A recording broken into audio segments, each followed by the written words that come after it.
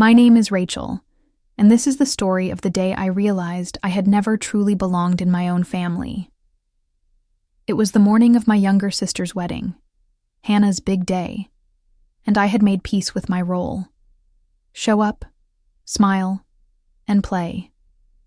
The supportive older sister like I always had. The wedding was hosted at a lakefront estate in Vermont, complete with glass-ceiling banquet halls, rose-covered pergolas, and picture-perfect backdrops meant for social media stories. I wasn't there for attention. I wasn't there to steal any spotlight.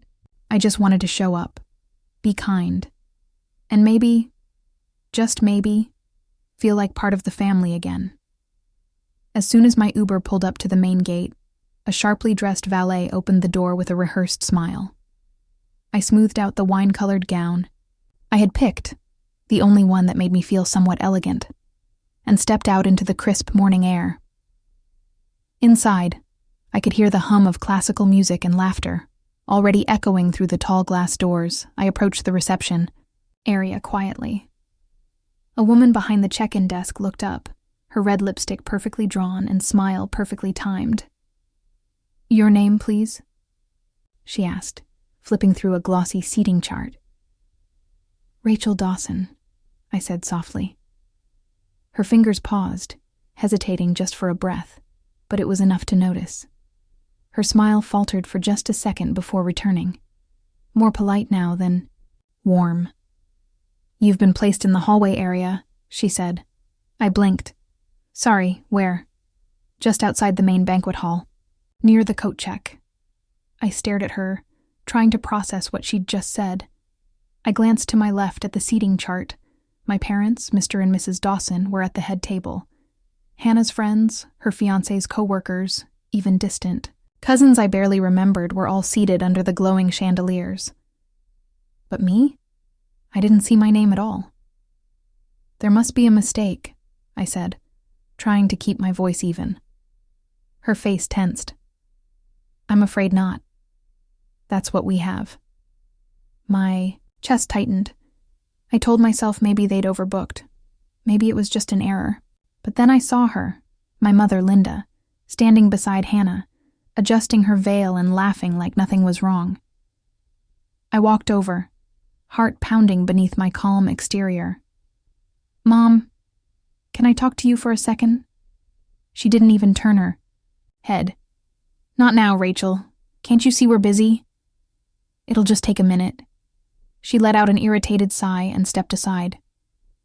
Hannah turned toward me too, her smile sharp and shallow, like a glass about to crack. "I've been seated in the hallway," I said, "by the coat rack." My mother blinked, then shrugged. "We had to prioritize close family. You know how these things go." "I am close family," I said, my voice colder than I meant it to be. Linda gave a short, humorless laugh. "Don't make a scene, Rachel." And then Hannah spoke. "I'm sure it was just a mix-up," she said sweetly, though her eyes were practically glowing with satisfaction. "These things happen. Weddings are chaos." I looked back at my mother, hoping for even a flicker of hesitation. Instead, she sighed. "Don't ruin your sister's day. You should be grateful you were invited." The word grateful hit like a slap. Grateful for being treated like a stranger? Grateful to sit beside people's coats while they toasted champagne under crystal chandeliers? Before I could reply, my father, Richard, appeared.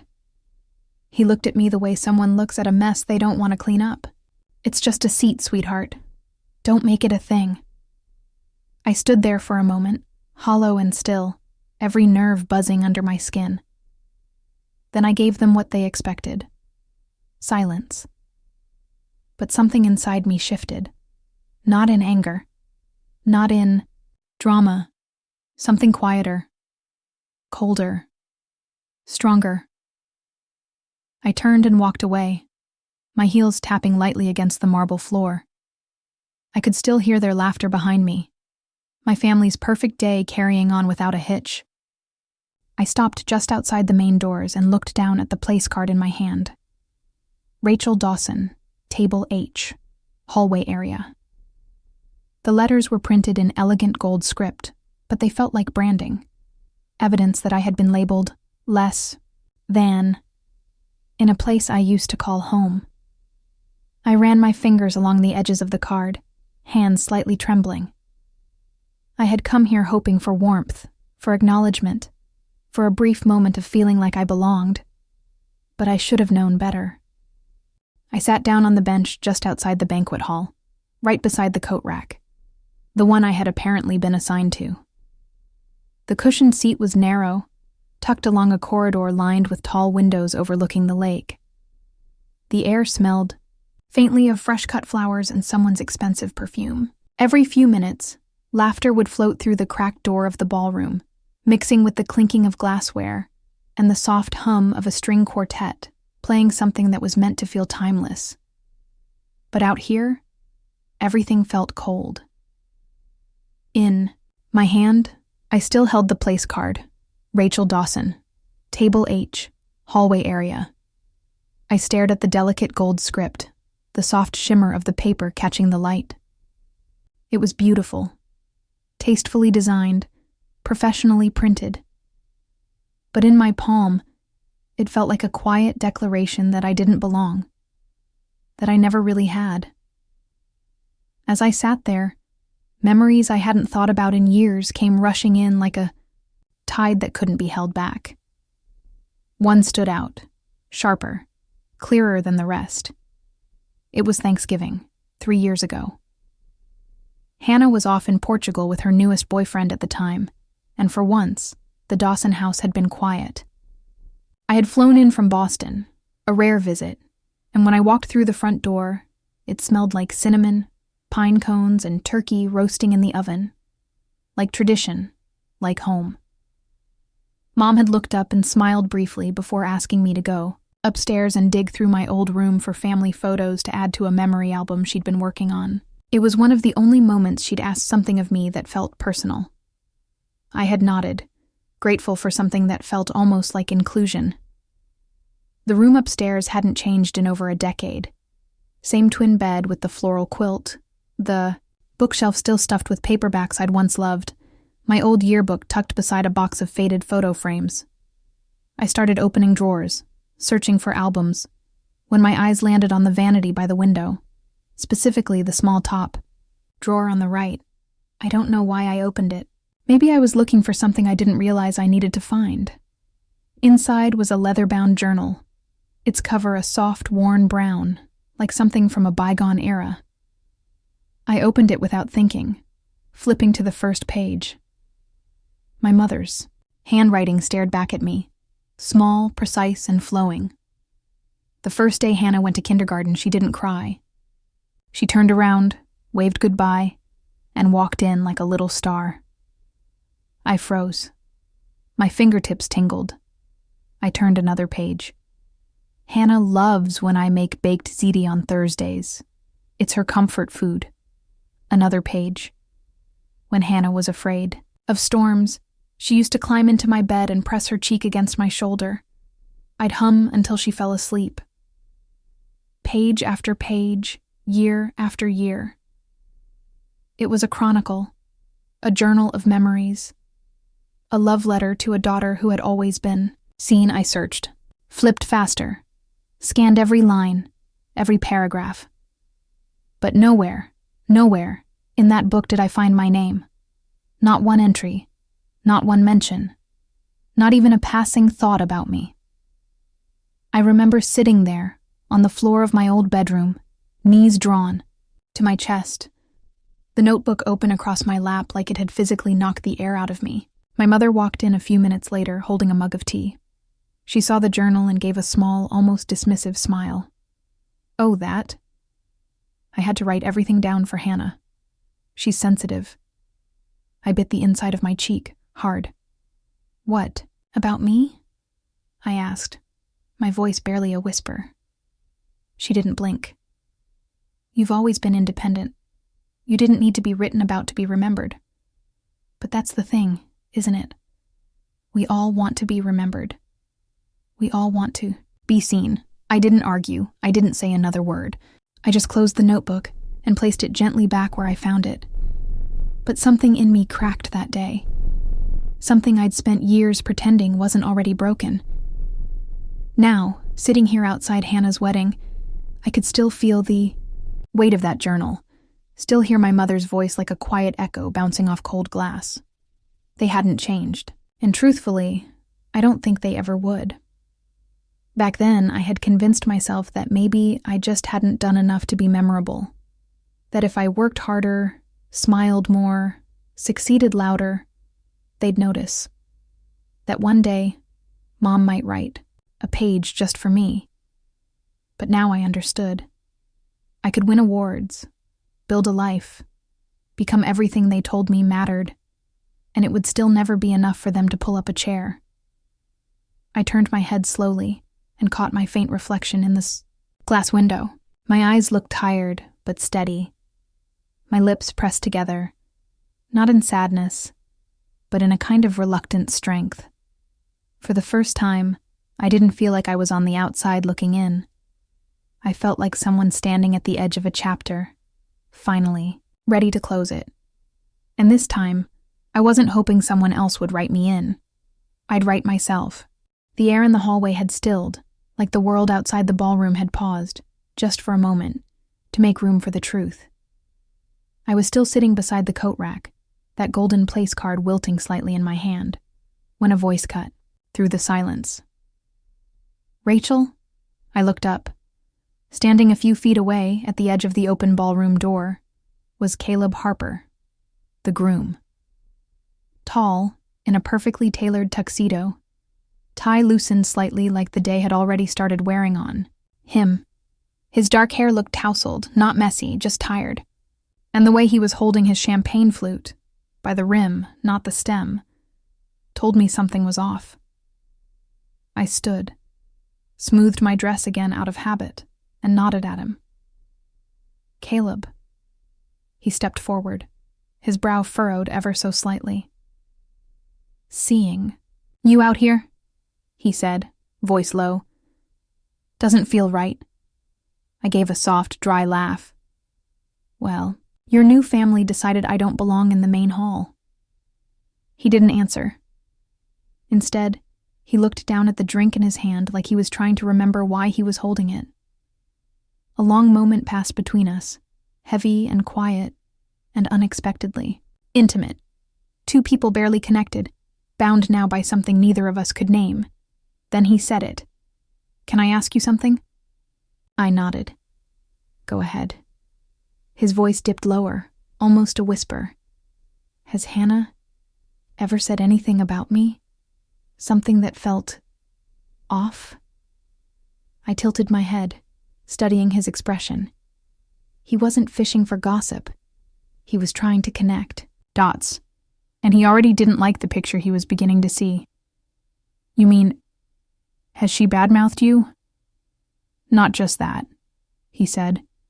"She's been different lately. Secretive. Controlling even. And the way she talks to people when she thinks I'm not listening. It's like I'm living with a stranger. He paused, pulled out his phone from the inner pocket of his suit jacket, stared at it, then tucked it away like it had betrayed him.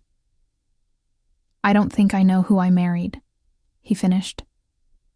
I looked at him carefully. Part of me wanted to stay silent, to protect myself. After all, it wasn't my place. But then I remembered the way Hannah had looked at me earlier, like I was disposable, like hurting me was a sport. "She's not always who she pretends to be," I said, softly, "especially when it comes to control. You're not imagining things, Caleb." He didn't respond right away. His jaw tightened, and he looked like someone trying not to drown in his own doubt. But before either of us could speak again, another voice sliced through the tension. "If you're still unsure, maybe your mother can help make things clear." We turned. Standing at the end of the hallway was Margot Harper, Caleb's mother. She was the kind of woman who didn't need to raise her voice to own a room. Her presence alone demanded attention. That day, She wore a navy blue gown that shimmered subtly beneath the hallway light. Her silver hair was pulled into a sleek bun, not a strand out of place. But it was her eyes, sharp, steady, and piercing, that said more than anything else. She stepped forward, holding out a phone. Caleb took it without a word. His fingers swiped across the screen slowly, and I watched his face shift, brows pulling. Together, lips parting, then pressing tightly shut. I couldn't see the messages, but I didn't need to. The way his hands began to tremble slightly said enough. She said she was training me to be the perfect husband, Caleb murmured. Said I was predictable. That as long as she stayed sweet in front of you, this house would be hers. Margot's face didn't flinch. There's more, she said. Texts to her stylist. Conversations about how she'd make you financially dependent within 6 months. Direct quote, "Everything will be mine." The words hung between us like icicles, sharp, cold, undeniable. Caleb sat down slowly on the bench beside me, still, clutching the phone. His expression had shifted from shock to something deeper. Hurt, disillusionment, grief even. I didn't say anything. What was there to say? Margot stepped closer and placed a hand on her son's shoulder. Then she turned to me. "Rachel," she said quietly. "Thank you for not turning away." I gave a slight nod. I didn't need her thanks. I didn't want recognition. I just wanted the truth to be seen. Finally. And from that moment on, I knew this wedding wasn't going to end the way anyone had planned. Least of all Hannah. In that quiet hallway, where my place card still sat on the bench, something shifted. Not just in Caleb, but in me too. Because I wasn't the only one who'd been deceived. And I wasn't the only one tired of pretending. Things were okay. Now, someone else had seen through the facade, and the unraveling had just begun. The hallway no longer felt quiet. It felt charged, like the air had shifted, like the foundation of this picture-perfect day had begun to crack beneath our feet. Caleb still sat beside me, motionless, staring at the phone in his hand as if it held the final piece of a puzzle he never wanted to solve. Margot stood behind him, one hand resting gently on his shoulder, the other clenched by her side. Her silence spoke louder than outrage ever could. No one said anything for a long moment, and then, quietly, Caleb stood. There was something in his eyes that hadn't been there before. The hurt hadn't left, but now it was joined by clarity. Resolve. He pulled a white envelope from the inside of his jacket, held it between 2 fingers, and turned to us. "I need both of you to come with me," he said. Without another word, we followed. He led us to a private conference room on the 2nd floor of the resort, likely intended for corporate retreats or wedding prep overflow. The walls were ivory, the chairs upholstered in deep green velvet. A single window cracked open slightly, letting in a whisper of autumn wind. Caleb sat at the head of the table. Margot remained behind him. I took a seat off to the right, my hands folded in my lap. My heartbeat thundered in my ears, but my face remained still. Minutes passed. Then the door opened again. Hannah walked in, her veil slightly crooked from moving too quickly, followed closely by my mother, Linda, who looked more confused than concerned. Hannah, on the other hand, was all sharp angles and forced composure. Her expression was one she wore well, the mixture of faux warmth and veiled suspicion.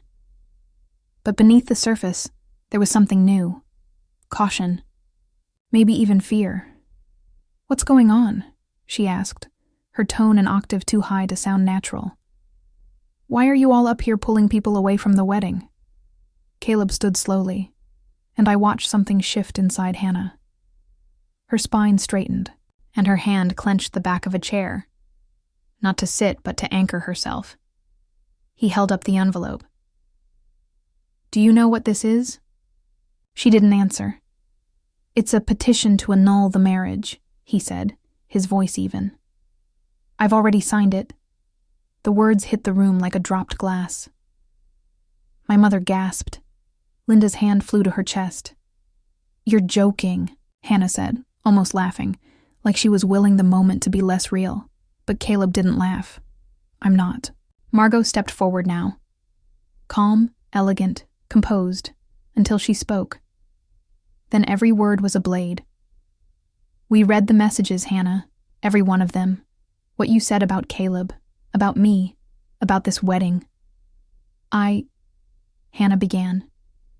"I did," Caleb cut her off. "I read it all. You called my mother a rich old woman with nothing but money and opinions. You said I was a man-child waiting to be molded. You even joked about making me dependent so this house and everything in it would be yours by the spring. They were jokes," Hannah snapped. "Private jokes, between friends, not serious." Margot gave a cold laugh. "And what about the divorce consultation you filed last month? Was that a joke too?" The room froze. That was when Robert, my father, stepped into the room. I didn't know who had called him, but somehow his presence made the air even heavier. He looked between Caleb and Hannah, then to my mother. "Did you know about this?" he asked. Linda shook her head weakly. I didn't think Hannah could do something like this." "No," Robert said, his voice low. "You never think. You never look past what you want to believe." Then he turned toward me. For the first time in years, he looked directly into my eyes. "Rachel," he said, and his voice cracked ever so slightly. "I'm sorry."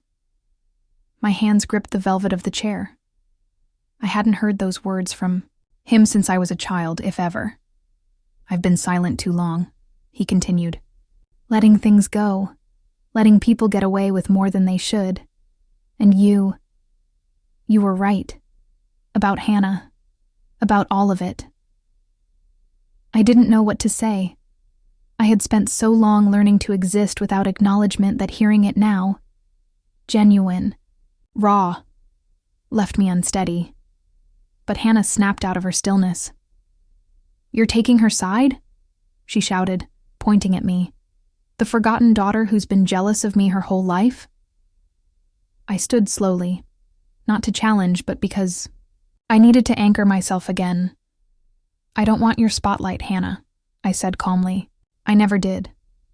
I just wanted to be seen. But now, I'm done begging." My mother stepped forward, her face pale and lost. "Hannah," she whispered, "I can't defend you anymore." And with that one sentence, I knew. The illusion had broken. The image they worked so hard to protect shattered. The girl who had always been adored was now exposed. And for the first time, I wasn't in the shadows anymore. The silence in the room was suffocating. Hannah stood frozen, her fists clenched at her sides, her carefully drawn eyeliner smudged just beneath her eyes. The wedding gown that had dazzled earlier now looked tight, constricting, like it wasn't meant to be worn by someone so visibly unraveling. She whipped her head toward me, her eyes dark and storming. "You always wanted this," she hissed. "You've waited your whole life to take me down." I didn't respond. I didn't need to. But before she could say anything more, Margot stepped forward. Her arm extended across the space between us, not with force, but with finality. "That's enough," she said, voice low but sharp as frost. Hannah flinched. "Get out of my way." Margot didn't move. "I've let a lot slide today, but I won't let you make this worse, for yourself or for anyone else." Hannah looked around the room, at Caleb, whose jaw was clenched so tightly his skin had gone pale, at our father, who stood in a stunned silence, at our mother, who still hadn't moved from her spot near the wall, eyes glassy with disbelief. But what she didn't find was anyone willing to step in. No one offered her a hand. No one stood between her and the consequences. Then, suddenly, she pushed past Margot. The heels of her white shoes clattered sharply against the floor as she stormed out of the room, her long train sweeping behind her like a ghost she couldn't outrun. We followed. Through the hallway, down the staircase, past the concierge desk, where smiling staff politely averted their eyes. I don't know what we expected. Maybe that she'd retreat to her bridal suite, slam the door, scream into a pillow. But she didn't. She shoved open the grand double doors leading back into the ballroom, where soft music still played and guests were sipping champagne beneath sparkling chandeliers. Laughter and chatter filled the air, flashes from phone cameras popping as people posed for photos against a floral backdrop. And then Hannah appeared, veil crooked, hair undone, rage visible on every inch of her face. The room hushed.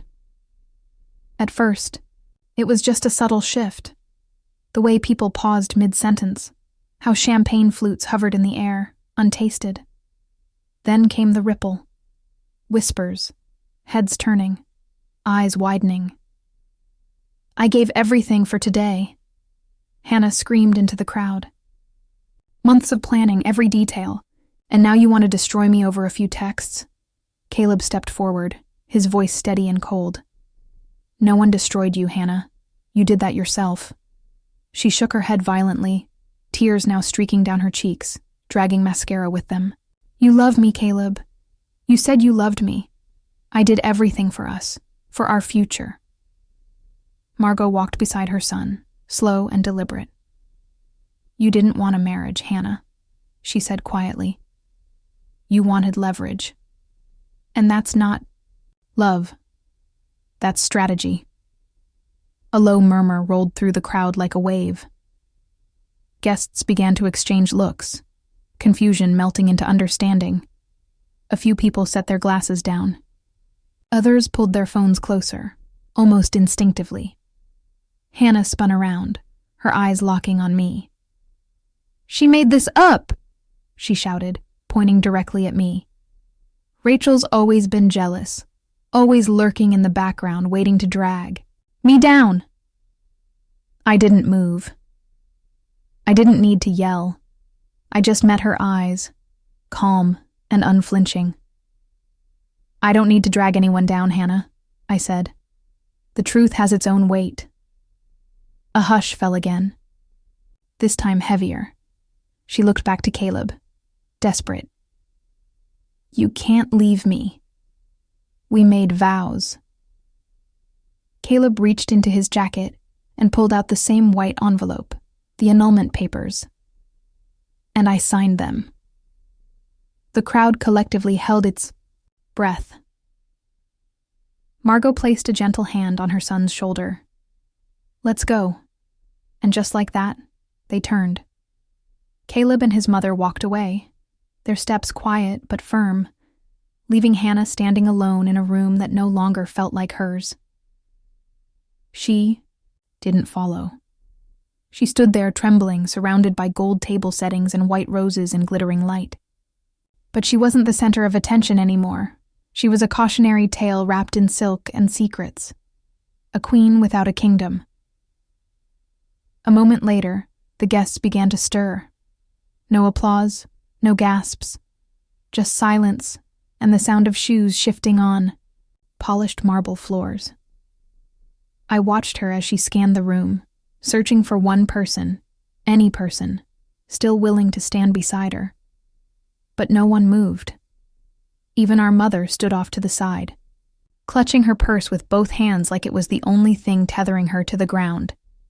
And for the first time in my life, I saw Hannah not as the golden girl, not as the favorite, but as someone small, not because she failed, but because she had built her entire identity on applause and admiration, and didn't know who she was without it.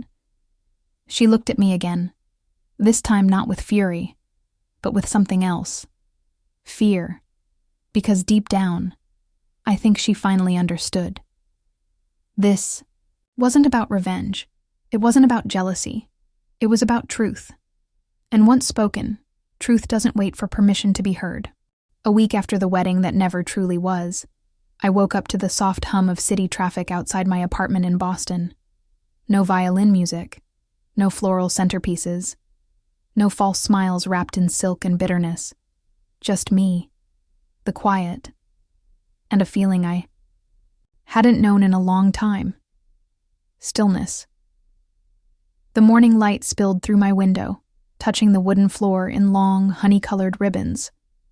I moved slowly, deliberately, letting my body guide me instead of habit or obligation. I brewed coffee. No rush. The scent was warm, earthy, grounding. When I took my first sip, I didn't think about who I had to become to be accepted. I didn't think about the hallway seat. I didn't think about who was proud of me or who never had been. I just existed. And for once, that was enough. My phone buzzed on the nightstand. Mom. Again. The 9th call in 3 days. I didn't answer. Not because I wanted to punish her. I was simply done performing. Done contorting myself into the version of a daughter that fit her mold. I had said what I needed to say in that conference room, in that ballroom, with words that had been stored deep in my chest for far too long. I didn't need another apology laced with conditions. That afternoon, as I stood at the stove scrambling, eggs, a text came through. I know you're angry. I can't change the past, but I want to see you, just the two of us. Dinner? I stared at the message for a long time. The old me, the Rachel who sat in the back of family photos, who edited her own needs down to fit inside their comfort zones, would have said yes. She would have dressed carefully, arrived early, smiled, politely. She would have carried the weight of hope, waiting for her mother to say, "I'm proud of you," or even just say her name in a way that didn't sound like an afterthought. But that girl, she didn't live here anymore. I didn't respond, not out of anger, but out of clarity, out of peace. That evening, I took a walk by the Charles River. The autumn breeze tugged gently at the hem of my coat. Lights strung across the pedestrian. Bridge shimmered on the surface of the water, dancing in slow, golden ripples. Laughter echoed nearby from couples and small groups, out enjoying the last blush of fall. I sat on a stone bench and reached into my bag. From a hidden pocket, I pulled out a worn photograph, a Christmas picture from when I was 16. Hannah, of course, stood in the center wearing a bright red dress, her grin wide and magnetic. Mom sat beside her, a proud hand on her shoulder. And me? I was barely in frame, half hidden behind the tree. Smiling, yes, but you had to look to see it. I looked at that photo for a long time. Then, gently, I folded it and tucked it back into my bag. Not to throw it away. Just to put it where it belonged. In the past. My phone buzzed again. Dad, this time. I hesitated, then answered. Rachel, he said, his voice rougher than I remembered. I'm not good with words. You know that. I didn't speak. I just let him go on. But that day, when you spoke, when your mother saw who Hannah really was, I think she finally understood how alone you've been. All these years. There was a pause. I let a lot happen that I shouldn't have. And I know saying sorry doesn't fix it. But I want you to know. I see it now. I see you now. I closed my eyes. There were no tears, no shaking hands, just breath, steady, whole. Thank you, Dad, I said quietly. But I don't need an apology anymore. I just need freedom. When the call ended, I stood and looked back at the water one last time. Then I walked home. That night, I opened my hallway closet and pulled out the family photo album, the one that used to live in a drawer, hidden under things I didn't want to remember. I didn't burn it. I didn't tear it apart. I just placed it in a small box, shut the lid, and slid it to the top of the wardrobe. An era had ended, and I didn't need to look back. The next morning, I booked a trip to Maine, a trip I'd talked about for years but always put off, because of holidays, because of birthdays, because of invisible obligations wrapped in guilt and bloodlines. But this time, I chose me. I didn't need my mother's recognition. I didn't need Hannah's approval. I didn't need to sit at their table to feel full, because now I knew. My worth wasn't something they could give or take away. It wasn't printed on a place card or preserved in someone else's journal. It lived in the quiet moments, in the choices I made when no one was watching. Family may be where we start, but it isn't always where we belong. And sometimes, the bravest thing you can do is walk away, not to disappear, but to finally arrive in your own life. The bus to Camden, Maine, was quiet. Outside the window, pine trees stood tall and still, their shadows stretching across winding roads like soft reminders that not everything moves fast, and maybe it doesn't need to. The farther I got from Boston, the lighter I felt, as if each mile peeled away another layer of expectation I'd carried for too long. I hadn't told anyone where I was going. Not because I wanted to disappear, but because I didn't want this trip to be about anyone but me. For once, I wasn't traveling to attend someone's wedding, to be someone's +1, to show up simply because it was expected of me. I was going because I wanted to. That was enough. The inn I booked sat just above the harbor, its porch draped in string lights and ivy. It was the kind of place people wrote about in novels. Quiet, slightly weather-worn, and peaceful in a way that felt deliberate. No one asked why I was there. No one cared who I was related to. And I liked that. My room had a view of the sea. Every morning I woke to the sound of waves curling against the rocks and the cry of seagulls overhead. I'd sit by the window with coffee and a blanket wrapped around my shoulders, watching as lobster boats pushed through the morning mist. I didn't scroll. I didn't check my inbox. I didn't think about place cards or family group chats or what version of me they were spinning behind closed doors. I just breathed. And slowly, I began to rebuild something. Something I hadn't even realized I'd lost. Trust in myself. One afternoon, I took a walk down to a little cafe by the dock. It was small, local, the kind of place where the barista knows your order after 2 visits. I brought my journal with me, the same one that had sat untouched on my shelf for years. Inside were pages I'd never filled because I thought nothing I had to say mattered. That day, I opened to a blank page and wrote, "I was not invisible. They just never looked in the right direction." I didn't cry as I wrote it. I didn't shake. I just exhaled, ink moving freely across the page like it had been waiting for me to catch up. Later, I met an older woman named Helen on the beach. She walked her dog every morning around 7, no matter the weather.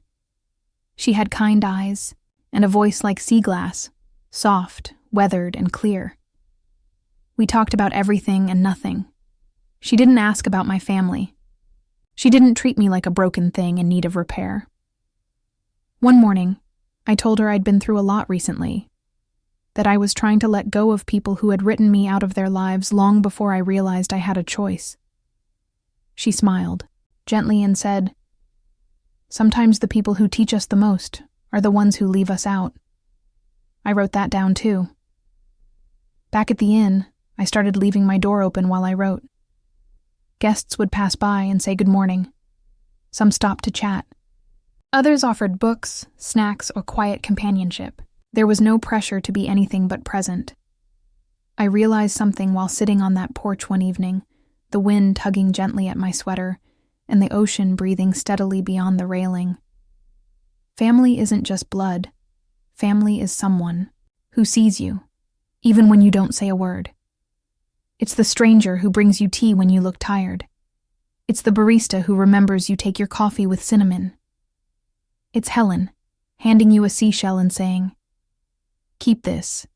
It's lucky. It's the people who don't need an explanation to offer warmth. And sometimes, it's just you.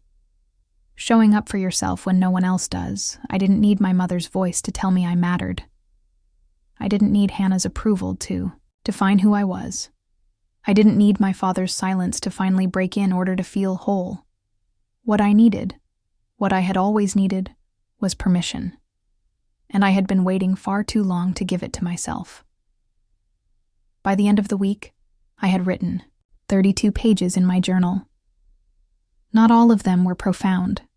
Some were just descriptions of the sea, or lines I overheard in cafes. But they were mine. They existed. I existed. And for the first time in a very long time, that felt like enough. On my last morning, Helen walked me to the bus stop. She handed me a note, folded twice, with her favorite quote written inside. "You don't have to stay where you were planted if the soil doesn't nourish you." I hugged her tightly, tears stinging behind my eyes. Not from sadness, but from the quiet recognition that healing doesn't always announce itself. Sometimes it arrives in the form of peace, of a goodbye that doesn't ache. As the bus pulled away and the sea grew smaller in the distance, I held the note in my hand, and I knew I hadn't run away from anything. I had simply walked toward myself. When I got back to Boston, the city felt different. Not louder, not busier, just clearer.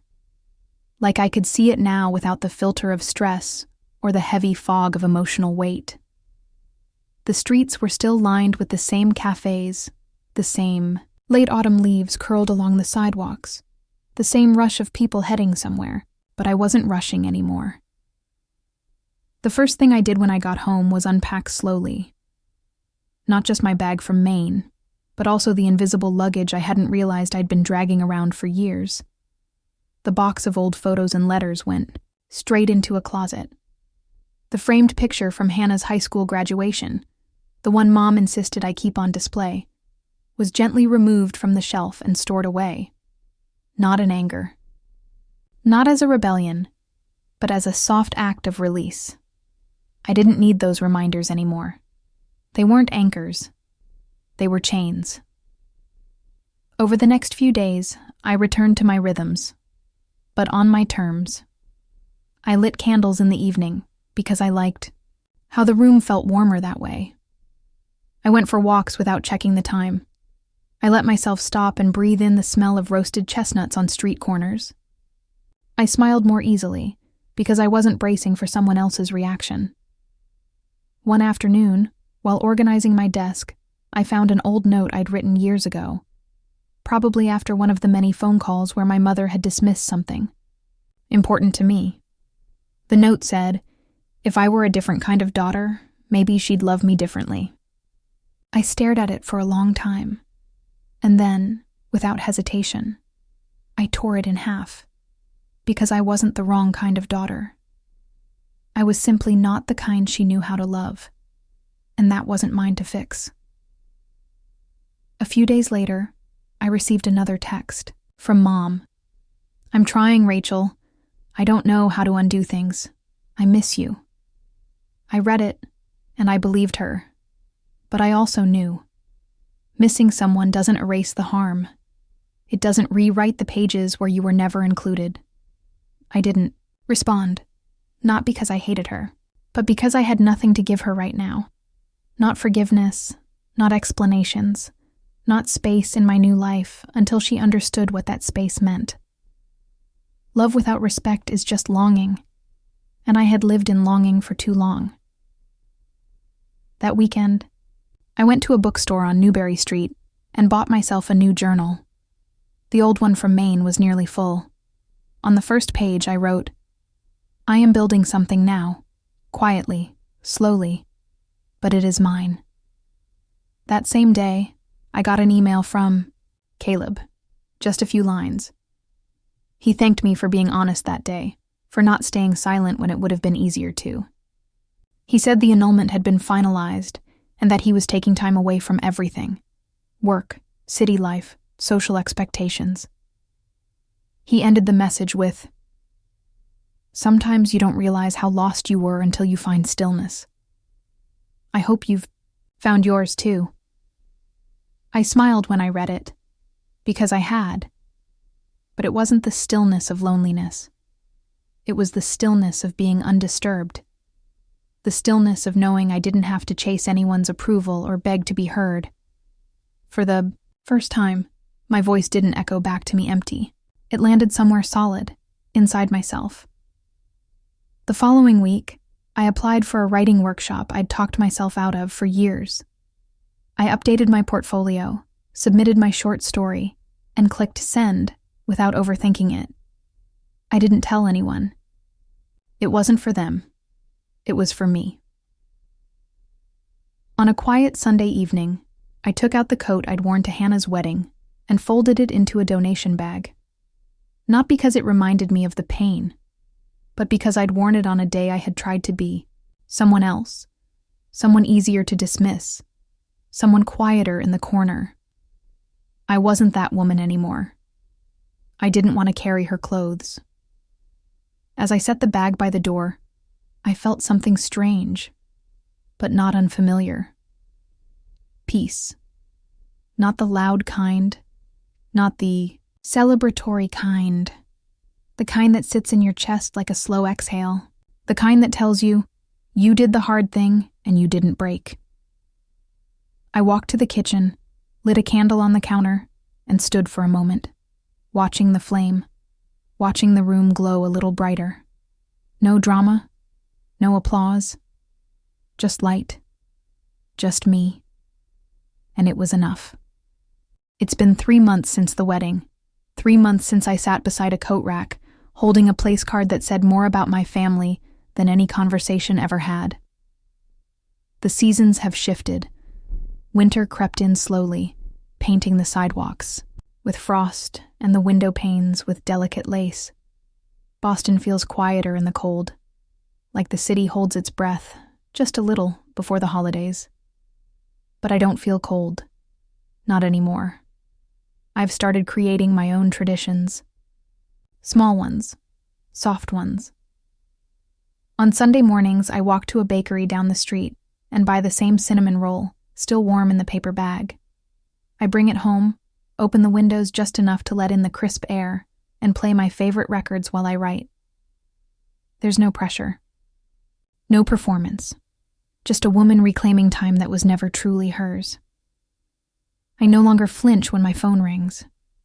I no longer hold my breath when my mother's name appears on the screen. She still reaches out sometimes. Her messages are cautious, now gentler, as if she's learning how to speak to someone she never really knew. I haven't replied yet, not because I'm angry, but because I've learned that healing sometimes requires space. Not conversation. I don't need another apology dressed in guilt. What I needed was permission to step away, and I gave that to myself.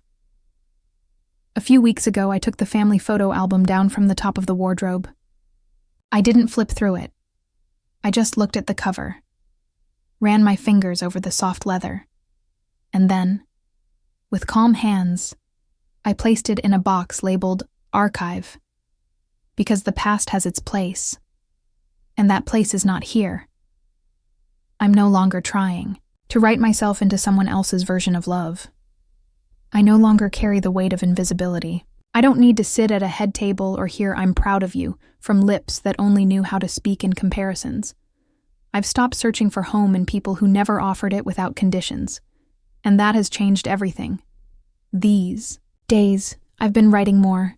Stories, essays, things I used to tuck away in folders because I was afraid they weren't worth reading. But I've realized my voice doesn't need to be valuable to someone else to be valid. It just needs to be mine. A few nights ago, I got dinner with Caleb. It wasn't planned. We bumped into each other near the library and ended up at a quiet, little restaurant tucked between 2 bookstores. We talked like old friends, like survivors of a storm neither of us saw coming. He looked happier, softer around the edges. He told me he's thinking about moving up north, starting over somewhere smaller, quieter. I told him I think that sounds like peace. Before we left, he looked at me and said, "You saved me from a lifetime of pretending." Didn't respond right away. Then I said, "We saved ourselves."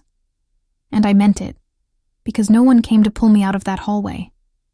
No one reached for my hand in the silence of my bedroom as I read page after page of a mother's memories that didn't include me. I walked through every room of pain. I stood in every uncomfortable truth. And still, I came out the other side. Not perfect, not untouched, but clear. And I think that's the most powerful thing of all: clarity. Not the kind that arrives with loud declarations or grand gestures. The kind that comes like sunrise, slow, steady, undeniable. The kind that tells you, you were never hard to love. They were just unwilling to learn your language. I used to think family was everything. That being chosen by them meant I mattered, that their love, or the absence of it, defined my value. But now I know the truth. Family is not who you're born to. It's who sees you, hears you, and holds space for your becoming. And sometimes that family is made of strangers. Sometimes it's a woman with silver hair and a seashell in her pocket. Sometimes it's a barista who smiles just a little wider when you walk in. Sometimes it's a quiet night by yourself with a book and no expectation. And sometimes it's just you, choosing to stay, choosing to begin again, choosing to love the girl who sat beside a coat rack and thought she had to prove she belonged. She didn't, she already did, and so do you.